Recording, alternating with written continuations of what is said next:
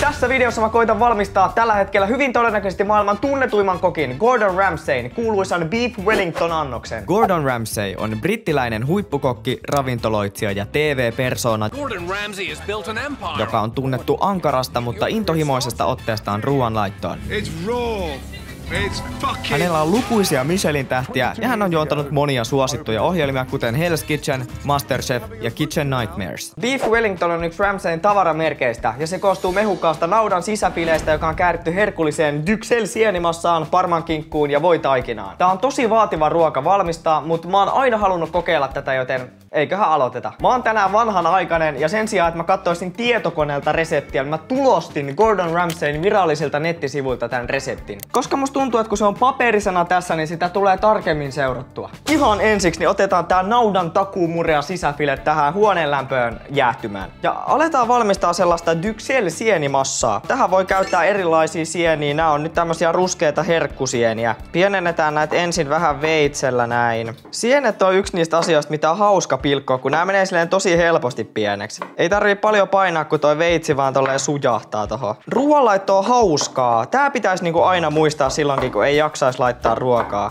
Niinku, miten joku ei voi tämmöisestä tykätä? Ne, jotka sanoo, että ei tykkää laittaa ruokaa. Tän pilkkomisen voi tehdä kokonaan veitsellä tähän tapaan, mutta me halutaan tästä oikeasti todella hienoa. Niin mä käytän tähän tehosekotinta. Jokaisen vaiheen pitää nyt onnistua täydellisesti. Ei kirjaimellisesti ole varaa virheisiin. Tuo naudan sisäfile maksoi 73 €.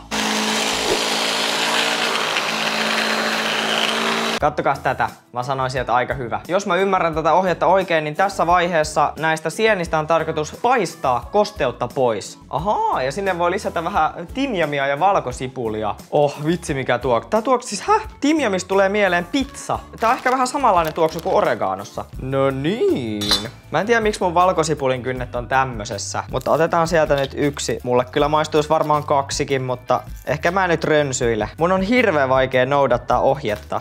Tällä, että jos kokeilee tämmöstä uutta asiaa, mitä ei ole ennen laittanut, niin olisi ehkä ihan hyvä pystyä täydellisesti noudattamaan ohjetta. Koska sitten ei ole varaa ihmetellä, että miksi meni pieleen. Mutta yksi ekstra valkosipulin kynsi nyt tuskin sitä pilaisi. Sitten laitetaan yksi salottisipuli kans. Se antaa semmoista hyvää salottisipulin makua sinne. Ihan tämmöiseksi pieneksi. Ai, rupes itkettää. Kun ohjeessa lukee hieno silppu, niin siitä tehdään hienoa silppua. Ai niin, ja sitten timjaminoksa. Timjami, hirveän vaikea sana. Nyt aletaan paisteleen. Lisätään oliiviöljyä kylmälle pannulle ja lisätään tänne valkosipuli ja salottisipuli, jonka jälkeen laitetaan lämmöt päälle. Ja me ei oikeastaan haluta näihin sipuleihin väriä, vaan se riittää, että ne alkaa vähän pehmetä. Tuntuupa oudolta tehdä tämmöistä vähän asiallisempaa videoa. Tuntuu, että tää on aina semmoista yhtä pelleilyä. Sitten lisätään tää Duxelles. Mä en tiedä lausutaanko tää noin. Duxelles kirjoitetaan. Mä oon käynyt yhden kurssin ranskaa koulussa, niin mä kuvittelen, että mä osaan lausua täydellisesti. Kerropa sitten Ramsay, että mitä sitten pitää tehdä. Eli tätä paistellaan nyt 10 minuuttia suunnilleen. Nyt alkaa olla aika hyvin toi ylimääräinen kosteus haihtunut tuolta pois. Mä en tiedä, onko tää niinku, että pitäisikö tätä vielä jatkaa, mutta mulle tulee semmonen tunne, että jos mä jatkaisin vielä tota paistamista, niin jossain vaiheessa tää palaa. Ja sitten tässä mä kauppaan ostaa uudet sienet ja aloittaa alusta, niin mä toivon, että tää on nyt tarpeeksi. Mä otin tähän tämmösen alustan ja laitan sen tohon jäähtymään. Tää ei näytä kovin hyvältä, mutta tää on ihan sika hyvää. Ihana semmonen umamin maku, semmonen lihaisa maku.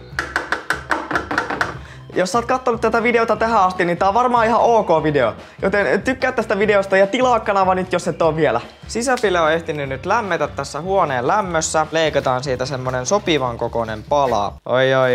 Lihamestari. Tämmönen metkälle tää on. Arvokasta lihaa. Siis ette ikinä usko, kun mä kävin ostamaan tän kaupasta, niin kassa on mun vieressä yksi mies heitti, että miten nuo sun ostokset maksaa noin paljon? Ja sit meikä päästään flexat, se on varmaan tää naudan sisäfile maksaa yli 70. Mutta oikeesti siis kaikki nämä ruoan ainekset maksoi jotain 130 €. Ei oo kyllä mikään halpa ruoka. Sitten katsotaan tästä semmonen kohta, mikä olisi niinku mahdollisimman saman paksunen molemmilta puolilta. Tossa olisi aika hyvä, leikataan siitä. Ja sit jätetään tohon tää pääty on aika tommoista paksua, niin tosta keskeltä löytyy tommonen aika hyvä pala. Ja sitten leikataan tästä tätä ylimääräistä nahkaa pois, koska toi on vähän näästi ja tän on tarkoitus olla gourmet-ruoka. Niin ei mitään tollaista ylimääräistä tähän. Joo, mä sanoisin, että tossa on aika hyvä. Ja tää olisi paha, jos tää unohtuisi. Eli suolaa joka puolelle. Ja tietenkin lihan pintaan kuuluu myös pippuri. Siis tää on varmaan nyt epämieluisin vaihe tällä videolla. Mä joudun paistamaan tähän lihaan pinnat ja mä tiedän jo valmiiksi, että se tulee savuttamaan ihan sikana. Joka tarkoittaa sitä, että toi mun palovarotin alkaa huutamaan. Mä otan tällaisen luudan tähän valmiiksi ja käyn sit painaa sen kiinni. Paras pinta tulee tällaisella valurautapannulla ja mä käytän tähän rypsiöljyä, koska sillä on korkea savuamispiste. Oliiviöljyn kanssa en lähtis paistaa. Gordonin resepti sanoo, että paistetaan 30-60 sekuntia per puoli ja liha saa ja pitääkin jäädä sisältä raaaksi, koska tää menee vielä uuniin. Ai, mitä mä sanoin, kattokaa tätä savua. Mut liha näyttää hyvältä. En oo tyrinyt vielä. Sitten heti paistamisen jälkeen tähän lihan päälle pitää sivellä Dijonin sinappia. Ja ai että näyttää hyvältä. Mä voisin kuvitella, että se sinappi imeytyy tohon lihan paremmin kuin sen tekee silloin, kun se on vielä kuuma. Ja aiemmin mä sanoin, että pelottavin vaihe oli toi paistaminen sen savun takia. Niin mä veikkaisin, että tää on nyt vaikein vaihe. Eli nyt me aletaan kokoamaan näitä eri kerroksia yhteen. Mutta ennen sitä valmistetaan muutama lettu. Nimittäin mä oon tässä kattonut viimeiset pari päivää varmaan kaikki mahdolliset Beef Wellington tutoriaalit, mitä YouTubesta löytyy. Ja kaiken tämän tiedon jälkeen, mitä mulla nyt on, mä oon ymmärtänyt, että nykyään on aika yleistä, että tämän valmistuksessa ensimmäiseksi kerrokseksi sinne laitetaan muutama lettu estämään niin kuin nesteen poistumista sieltä sen voitaikinan läpi. Ja mä aion sen tehdä, koska se ehkäisee nyt vähän epäonnistumisen todennäköisyyttä tässä, vaikka itse Gordon Ramsay ei sitä tässä sen alkuperäisessä reseptissä tee. Ja tosiaan näihin lettuihin tulee vaan vehnäjauhoja, kananmunaa, täysmaitoa ja ripaus suolaa. Ja paistetaan keskilämmöllä noin minuutin per puoli. Ja nää on aika vahvaa tekoa, että ne ei mene ihan helposti rikki. Mä nyt tein varmuuden vuoksi vähän useamman. Mulla on kaikkea nyt vähän enemmän kuin tarpeeksi, jotta jos mä mokaan, mä voin sitten tehdä uudestaan asioita. Ja tosiaan tästä tehdään tänne nyt tää ensimmäinen kerros. Ja toinen lettu tulee heti siihen perään sillä lailla, että ne menee vähän tällä lomittain. Vitsi, tää parmankinkku tuoksuu hyvältä. Mulla on niin hirveä nälkä, että mun vaan tekis mieli syödä nämä kaikki asiat. Mulla onkin jotenkin semmonen tunne, että jos Gordon olisi täällä, niin se kyllä huutaisi mulle ihan raivona. Mutta näitä tulee tänne nyt 4 kappaletta ja kinkun päälle levitetään tasaisesti tämä Duxelles-sienimassa. Okei, tässä pitää nyt oikeasti olla todella varovainen. Mulla on se semmonen, jolla voi tasoittaa. Mä en vieläkään tiedä, mikä sen nimi on.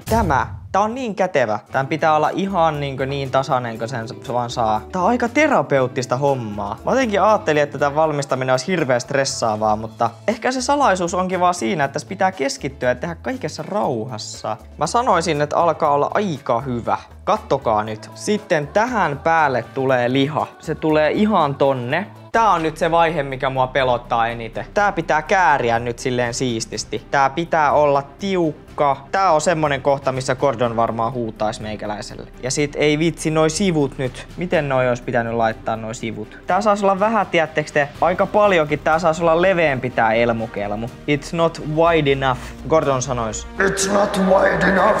Ihan tämmönen paketti. Miten, onko siellä Amerikassa sitten jotenkin leveämpää elmukelmu? Siellä on kaikki vähän isompaa. Siellä on elmukelmukin isompaa. Nyt meni. Joo, se pitää vaan tolleen. Gordon tekee kaikki tämmöiset asiat niin helpon näköisesti. Se vaan näin niinku heittää ilmassa vaan näin sulkee tämänkin. Jos mä tekisin silleen, niin taas tuolla katossa ja ihan hajonnut. Tälleen se tekee. Nyt näytti ihan ammatti. Joo, tolleen se tekee jotenkin. Tää menee nyt tunniksi jääkaappiin jähmettymään. No niin, ja sitten me voidellaan voitaikina munan keltuaisella. Tää toimii ikään kuin liimana. Jännittää. Kyllä se niinku pysyy kasassa. Sitten tää laitetaan tohon. Tää on vaikein kohta. Tää pitää saada tähän. Nämä sivut on tosi tärkeät, että ne menee silleen kiinni. Ja sitten ihan silleen, että se yhdistyy just siihen. Ei hitto, nyt meni pikkusen. Joo, ei hyvä. Siihen pitää jättää vähän. Tolleen vähän. Ja sitten tänne voi laittaa vähän lisää tätä valkuaista, jos tuntuu, että sitä ei ole tarpeeksi. Niin se pysyy sit varmasti niinku kiinni. Mä laitan tonnekin vähän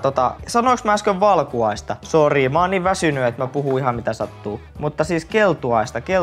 Kun Ramsay itse teki jotenkin jotain viiltoja tohon, mä en todellakaan tee niitä viiltoja tohon. Moni muu, jotka on tätä tehnyt, niin niillä on semmonen joku leikkuri, millä ne saa semmoista hienoa kuvioa tähän. Mulla ei oo sitäkään. Niin tähän ei nyt tuu mitään kuvioa sitten. Nyt kun mä oon saanut tän tähän vaiheeseen, niin mä en halua sitä enää nyt mokata. Tääkin on sitten vielä tältä puolelta tarkoitus valella tällä kananmunalla. Siihen tulee sitten semmonen upea kullanruskea pinta. Tämmösenä se menee uuniin 200 asteeseen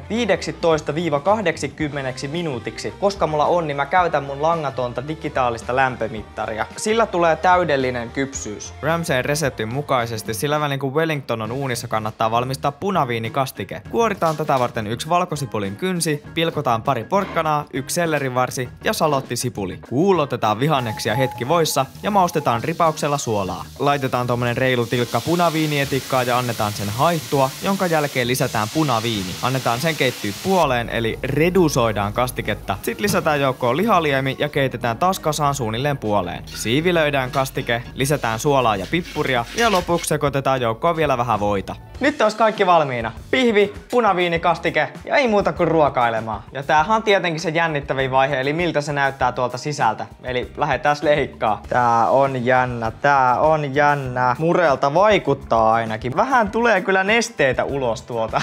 Mä en tiedä, onko se hyvä juttu. Pihvin päälle laitetaan vielä punaviinikastiketta. Vitsi, on mureeta lihaa.